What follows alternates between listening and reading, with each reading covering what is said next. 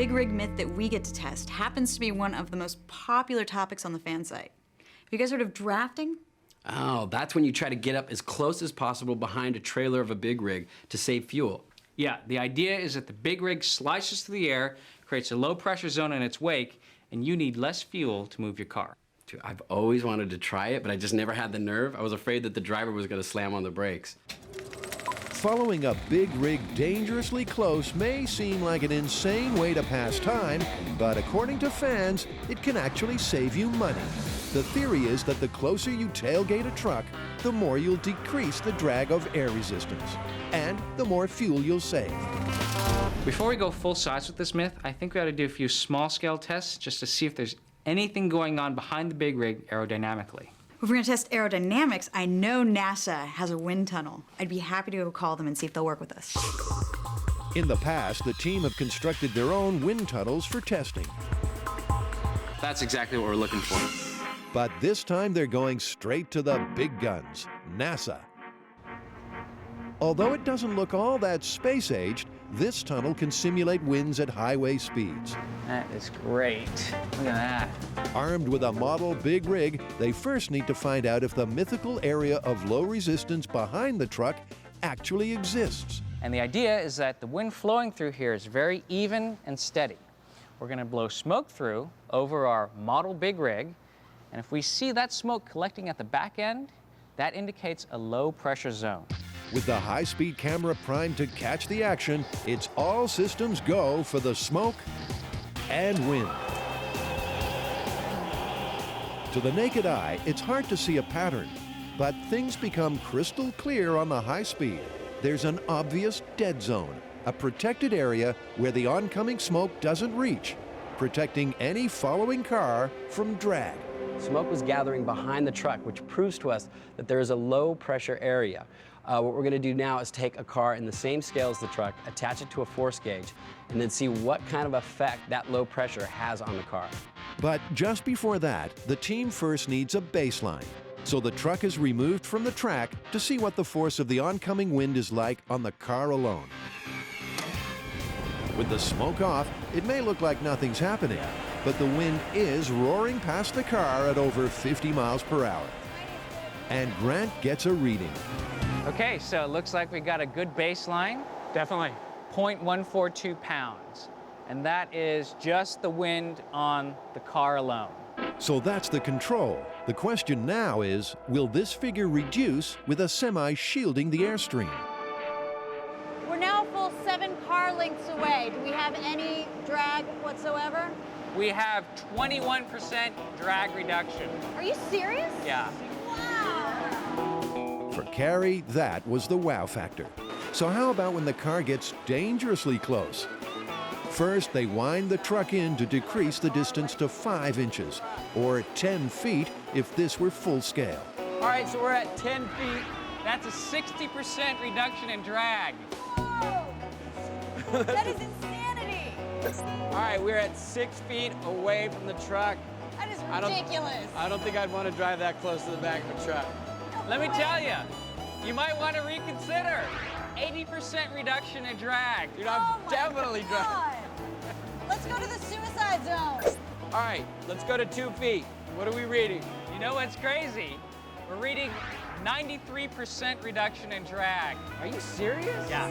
It's an astounding result. At 2 feet, drag is reduced almost completely. That is amazing.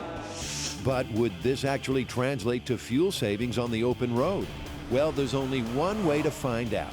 The team will have to go full scale and test this myth for real. This is great evidence for us to go on to the full-scale test. Absolutely. We need a big rig, we need a car. And we definitely need to investigate this further. And we need a crazy driver. Who's that gonna be?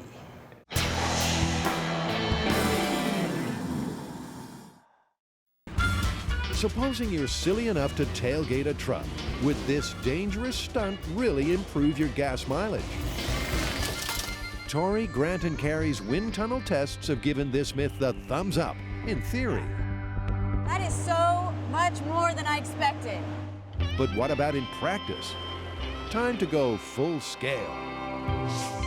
we should drive at different distances behind the truck. We'll start at 100 feet and move our way up to 2 feet and see if we save fuel as we get closer to the truck. 2 feet seems really dangerous. Who's gonna drive? I think Grant should do it, because he just had his middle name legally changed to Danger. Grant Danger Imahara. I like the sound of that. The MythBusters also like the look of the impressive beast they've lined up for their full-scale test at the Portland, Oregon headquarters of one of America's leading rig makers, Freightliner.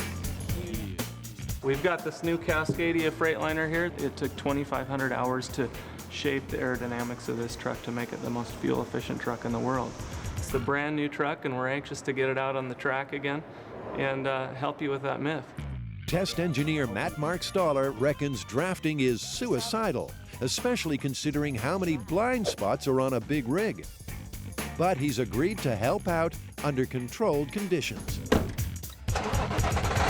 which include a thorough workout for Grant, under the tutelage of Hollywood stunt driver Mike Ryan. We actually want to build all the way up to a 2-foot distance between us and the truck. How dangerous is something like that? Definitely something you don't want to encourage people to do. I mean, I think the statistic is about 3/4 of all the truck accidents in the world that involve a car and a semi-truck that have a fatality were caused by the person driving the car. It's pretty scary. It sure is scary. So before tailgating an 18-wheeler, Grant first learns the ropes on something a little less intimidating. And to help keep an eye on the distance, fender to fender, an electronic tape measure is mounted on the roof. Going up on the trunk lock. Grant, you're awesome. Thanks. You're doing it nice and smoothly. Good. So Grant's thinking maybe it's time to try it with the truck. He's ready. We're ready. Grant's taking to stunt driving like a duck to water. But with the big rig test just around the corner, he's cramming in all the lessons he can. It's crazy. This would be a crazy thing to do. While Grant contemplates how crazy, Tori decides to make his mark. What I'm gonna do right now is put a line across the track. That's gonna be their starting point. I'm gonna drive down 1/4 of a mile, put another mark. Then we're gonna have a 1/2 mile to see how much fuel is being used. It's on this 1/2 mile of track that the team will measure Grant's fuel consumption. And that's test engineer Andrew Smith's department. What we've got here is our data acquisition system, and we're hooked up to the fuel injection system. In fact, what we're doing is exactly the same as if we were physically measuring the fuel that's going to the engine. We're recording all of that, and we can compare when we're behind the big rig and when we're not. Once the fuel gauge is in place, Grant will make several runs behind the rig at 55 miles an hour, working his way incrementally from 100 feet down to 2 feet. But first up, it's the baseline. This will be our control test. I'm going to drive along. We're going to measure data for 1/2 mile. And I'll see how much fuel I'm using with nothing in front of me. With Andrew riding shotgun, Grant puts the pedal to the metal. Okay, approaching drag strip. Holding at 55. Still holding at 55. Approaching the stop. That's it.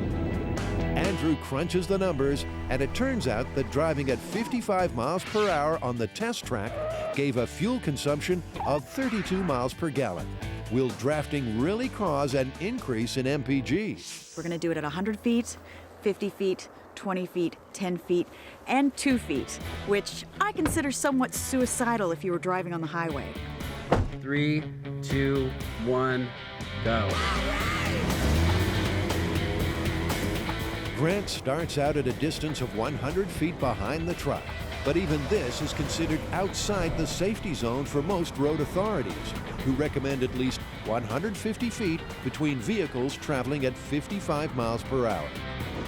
Crossing the finish line now. Okay, so that was a good run at 100 feet, maintained a constant distance at 55 miles per hour. And the result is pretty dramatic. With 100 feet between car and rig, fuel consumption improved by over 10%. Next, Grant gets back up to 55 miles an hour and closes the gap to 50 feet. We're gonna hold this speed. You can collect your data now.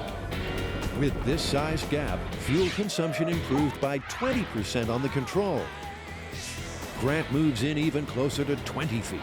This is starting to get hairy. Starting to approach that blind spot. I can't see him from you. At 20 feet, the slipstreaming effect of tailing the truck has improved fuel efficiency by an amazing 27%. But what about tailgating a big rig at 10 feet? It's getting dangerous now, and that's how we like it. When driving behind a big rig, if you're too close to see the truck's mirrors, then the truck driver can't see you. That's why drafting is so dangerous, not to mention illegal. But as Carrie, Tori, and Grant have found out, this suicidal driving technique does increase your miles per gallon. At a drafting distance of 20 feet, the team has seen their fuel efficiency increase dramatically. But Grant Danger Imahara laughs in the face of his middle name. With Mike riding shotgun, Okay, I'm buckling up. he's going to tailgate a truck at 10 feet. I think if you were gonna try to draft a big rig at 10 feet behind them, you are completely mental. Even in a controlled situation, it's really, really scary. We're ready. All right, let's go in 3, 2, 1, go. Go. 35. And one more shift and then you can do it. Okay, we've hit 55. We're holding steady. He's completely in our blind spot and we can't see him at all. The recommended driver reaction time for this speed is 2 seconds, meaning 150 feet between vehicles. We're still with you. At 10 feet, Grant's reaction time is down to almost 1/10 of a second. Sweet driving, Grant. Okay, returning to the start. It may be madness, but the stats don't lie. With a distance of 10 feet between car and truck, fuel efficiency improves by almost 40%. But this myth ain't over yet, as Grant prepares to draft at the insane distance of 2 feet.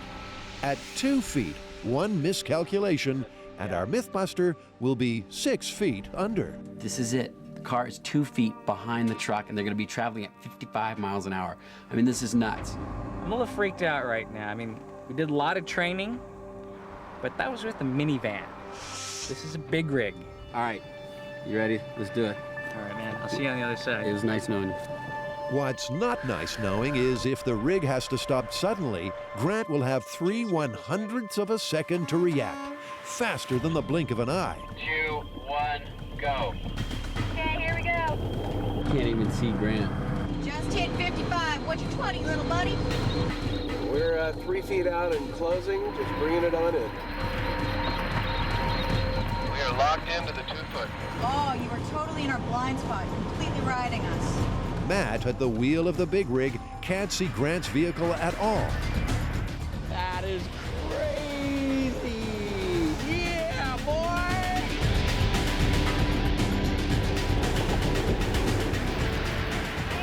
He just crossed it. Nicely done.